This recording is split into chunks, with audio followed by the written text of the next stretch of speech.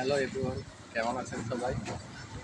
আমরা আজকে এসেছি আনন্দমোহন কলেজে, ময়মনসিংহের অক্সফোর্ড খ্যাত বিশ্ববিদ্যালয় যেটি, সেখানে। তো এখানে ঘুরতে ঘুরতে হঠাৎ করে দেখি একজন চাচা এখানে একজনই আছে না, ঈদের সামনে ঈদ, যার ফলে সব কিছু বন্ধ। ওনার এখান থেকে আমরা মুড়ি খেলাম আর আমরা ভেলপুরি খেলাম। উনি খুব স্বাদ করে আমাদেরকে তৈরি করে দিলেন। খুব টেস্ট হয়েছে খাবার। তো চাচার কাছ থেকে কিছু জানি। চাচা ভালো আছেন? হ্যাঁ, বলো। আপনি কতদিন যাবত এখানে ব্যবসা করছেন? এই ৩৪ বছর। অনেক দিন যাবত। অনেক দিন। আচ্ছা চাচা, এই রাস্তাটা যে অনেক ছাত্রছাত্রী অনেকেই চলাচল করে, এই রোডটার নাম সম্পর্কে আপনি জানেন? হ্যাঁ, না কলেজ উঠপিলি বলে। আচ্ছা, কলেজ রোড কেন বলে এটাকে? তুই কলেজের লেগেই বলে। আচ্ছা, ঠিক আছে। তো এটা কিন্তু অনেকেই জানে না। আপনি জানেন, আপনি অনেক দিন যাবত ব্যবসা করতেছেন, আপনি অনেক প্রবীণ এখানে ব্যবসায়ী। ৩৫ বছর যাবত ব্যবসা করতেছেন, যেহেতু আপনার অনেক অভিজ্ঞতা আছে, অনেক ছাত্রছাত্রীর সাথে কথাবার্তা। হ্যাঁ, অনেক কিছু করছি।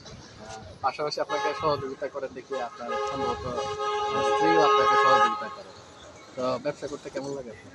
ভালোই লাগে।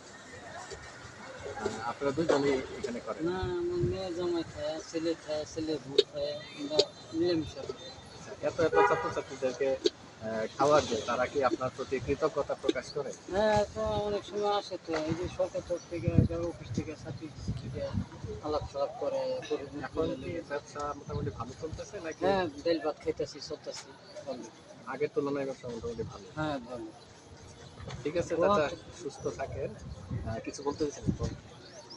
না, দোকান মনে করেন অনেক বাইরে গেছে তো। আগে আমরা কয়েকটা দোকান ছিল, আমার তো অতিরিক্ত দোকান হয়ে গেছে। যদি আমরা কত দোকান আছে অনেক বেশি স্থায়ীভাবে দোকানে লেগে সারে বিরক্ত হয়ে যাবে ওটাই। এবার কোনো তো কলেজ থেকে দরখাস্ত দিচ্ছে, পিয়নটা পড়াই দিচ্ছে।